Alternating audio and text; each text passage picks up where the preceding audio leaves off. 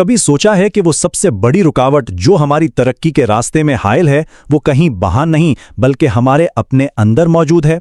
ये कोई बैरूनी ताकत नहीं बल्कि एक अंदरूनी दुश्मन है।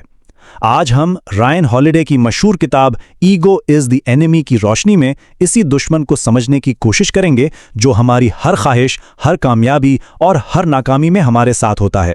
तो चलिए इस दिलचस्प सफर का आगाज करते हैं।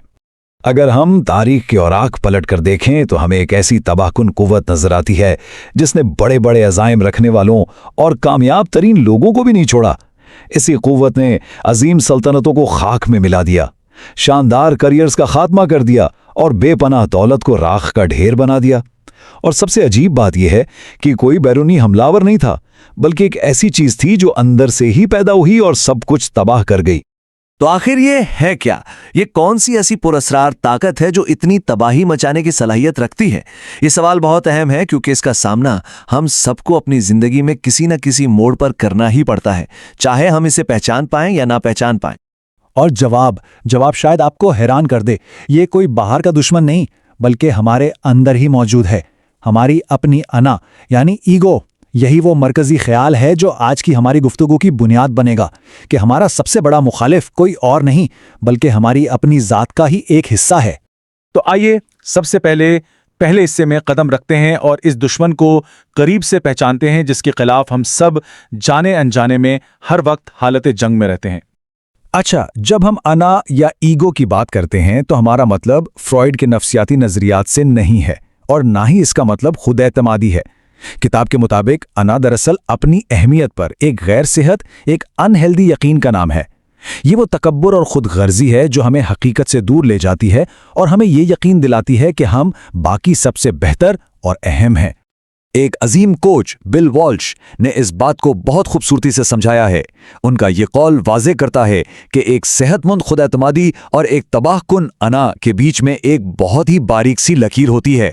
जैसे ही हम उस लकीर को पार करते हैं, हमारी सबसे बड़ी खूबियां ही हमारी सबसे बड़ी खामियां बन जाती हैं और हमारी ताकत ही हमारी कमज़ोरी की वजह बनने लगती है।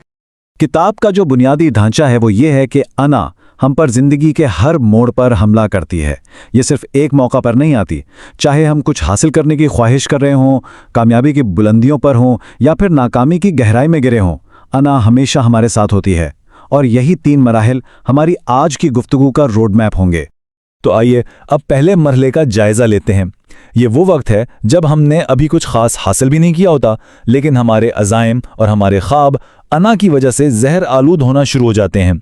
कर्नल जॉन बॉयड ने एक बहुत गहरा सवाल उठाया था, बनना या करना, यानी जिंदगी का मकसद क्या है? क्या सिर्फ कुछ बनना है, जैसे कोई खास ओहदा, कोई पहचान या दूसरों की नज़रों में एक खास मुकाम हासिल करना? ये अना का रास्ता है जो दिखावे और बैरूनी तारीफ पर चलता है। या फिर मकसद करना है, यानी आजिज़ी के साथ असल काम पर, अपने हुनर पर और ठोस नताइज पैदा करने पर तवज्जो देना। ये एक छोटा सा इंतखाब हमारी पूरी जिंदगी की सिमत बदल सकता है। तो इस जाल से बचें कैसे? मार्शल आर्टिस्ट फ्रैंक शमरॉक ने अना को काबू में रखने के लिए एक बेहतरीन और अमली फॉर्मूला दिया है। वो कहते हैं कि मुसलसल फीडबैक के जरिए खुद को हमेशा एक तालिबन की पोजीशन में रखना जरूरी है। यानी एक प्लस तलाश करें जो आपसे बेहतर हो ताकि आप उससे सीख सकें, एक माइनस तलाश करें जिसे आप सिखा सकें ताकि आपकी अपनी समझ वाज़े हो, और एक इक्वल तलाश करें जो आपका हम पल्ला हो ताकि आपको चैलेंज मिलता रहे। ये अमल हमें जमीन पर रखता है और अना को बढ़ने से रोकता है। तो इस हिस्से का सबसे अहम नुक्ता यह है कि इब्तदाई गुरूर का बेहतरीन इलाज हकीकी खुदशनासी में छुपा है।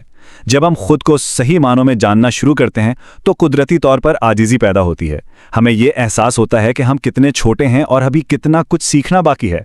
तो ख्वाहिश के मरहले में अना को काबू में रखने का मतलब है काम पर तवज्जो देना, पहचान पर नहीं। अच्छा, अब हम दूसरे मरहले की तरफ बढ़ते हैं। किसी मकसद को हासिल कर लेना अना के लिए नए और ज्यादा खतरनाक किस्म के लालच लेकर आता है। कामयाबी का नशा बहुत तेज होता है और यह अक्सर उन लोगों को भी बहका देता है जो पहले बहुत आजिज और मुनकसिरुल मिजाज थे। ये ताकतवर कॉल इस बात की शानदार वजाहत करता है कि कामयाबी हमें सीखने के अमल से कैसे रोक सकती है। जैसे ही हम ये मान लेते हैं कि हम सब कुछ जान चुके हैं और हम बहुत अजीम हैं, हमारी तख्लीकी सलाहियत और आगे बढ़ने की लगन वहीं दम तोड़ देती है। अना हमें बताती है कि अब मजीद मेहनत की कोई ज़रूरत नहीं, और बस वहीं से ज़वाल का सफ़र शुरू हो जाता है। कामयाबी का एक अजीब तजाद है। देखिए, जिस नज़्म ज़ब्त और जहनियत ने हमें कामयाबी दिलाई, कामयाबी खुद उसी को कमज़ोर कर सकती है।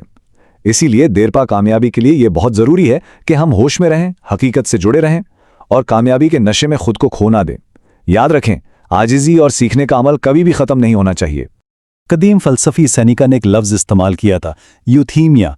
इसका मतलब है वो गहरा सुकून जो इस एहसास से मिलता है कि इंसान अपने सही रास्ते पर चल रहा है। जब अना हम पर हावी होती है तो वो हमें हर वक्त दूसरों से मुवाजना करने और मुकाबला करने पर मजबूर करती है। यहाँ हमें खुद से ये सवाल पूछना चाहिए कि क्या हम अपनी मुनफरिद दौड़ में हैं या दूसरों की रेस में शामिल होकर अपनी सिमत ही खो चुके हैं। तो हमने ख्वाहिश और कामयाबी की बात कर ली। अब हम आखिरी मरहले की तरफ आते हैं, नाकामी। नाकामी जिंदगी का खात्मा नहीं, बल्कि एक बहुत अहम मोड़ है, एक चौराहा। और इस चौराहे पर अना एक छोटी सी गलती को एक बहुत बड़ी नाकाबिले तलाफी तबाही में बदलने की पूरी सलाहियत रखती है। ये एक बहुत अहम सवाल है जो नाकामी पर हमारे रद्द-ए-अमल की सिमत तय करता है। इन अल्फाज की वजाहत से पहले एक लम्हे के लिए सोचिए कि जब कुछ गलत होता है तो हमारा रद्द-ए-अमल कैसा होता है। मुर्दा वक्त वो है जब अना हमें खुद तरसी, गुस्से और दूसरों पर इल्ज़ाम तराशी में मुब्तला कर देती है। इस वक्त में इंसान बेबस महसूस करता है और सिर्फ इंतजार करता रहता है। इसके बिल्कुल बरक्स जिंदा वक्त वो है जब आजिज़ी हमें नाकामी को सीखने, जिम्मेदारी कबूल करने और आगे बढ़ने के एक मौके के तौर पर इस्तेमाल करने की इजाज़त देती है। हर लम्हे को, चाहे वो कितना ही मुश्किल क्यों ना हो, सीखने और अमल करने में इस्तेमाल किया जा सकता है। वॉरेन बफेट अंदरूनी स्कोर कार्ड और बैरूनी स्कोर कार्ड के दरमियान फ़र्क बताते हैं। अना हमेशा बैरूनी स्कोर कार्ड पर तवज्जो देती है, यानी दूसरे हमारे बारे में क्या सोचते हैं, दुनिया क्या कहेगी, जबकि हकीकी ताकत और इस्तेहकाम अंदरूनी स्कोर कार्ड से आता है, यानी अपने उसूलों और मयारात पर पूरा उतरना। नाकामी में असल जीत बैरूनी मंजूरी हासिल करना नहीं, बल्कि अपनी अंदरूनी सालिमियत को बरकरार रखना है। और अब हम अपने आखिरी हिस्से की तरफ बढ़ रहे हैं, जो इस पूरे सफ़र को एक बुनियादी और बहुत अमली इस्तारे के साथ जोड़ता है और हमें बताता है कि इस दुश्मन का मुकाबला रोज़मर्रा ज़िंदगी में कैसे करना है। फ़लसफ़ी डैनियल बोलेली ने एक बेहतरीन मिसाल पेश की है। वो कहते हैं कि अना को संभालना बिल्कुल फर्श साफ करने जैसा है। ये कोई ऐसा काम नहीं जो आप एक बार करें और हमेशा के लिए हो जाए। जिस तरह हर रोज़ घर में धूल मिट्टी जमा होती है, ठीक इसी तरह तकब्बुर, खौफ और खुद गर्जी की धूल भी हमारे जहनों में रोज़ाना जमा होती है। ये मरकज़ी पैगाम इस बात पर जोर देता है कि अना के खिलाफ जंग एक मुसलसल जिंदगी भर की कोशिश है। ये कोई ऐसा मसला नहीं जिसे एक बार हल करके भुला जाए। हमें हर रोज़ इसका सामना करना होगा और हर रोज़ आजिज़ी, खुदशनासी और नज़्म-ओ-ज़ब्त का झाड़ू उठाकर अपने अंदर की सफाई करनी होगी। तो आखिर में एक आखिरी सोचने पर मजबूर करने वाला सवाल। ये फर्श यानी हमारी अपनी ज़ात रोज़ाना गंदी होती है। इसे साफ करने की जिम्मेदारी भी हमारी ही है। सवाल ये नहीं कि धूल आएगी या नहीं, बल्कि ये है कि क्या हम रोज़ाना ये झाड़ू उठाने के लिए, यानी अपने अंदर के दुश्मन का मुकाबला करने की जिम्मेदारी कबूल करने के लिए तैयार हैं।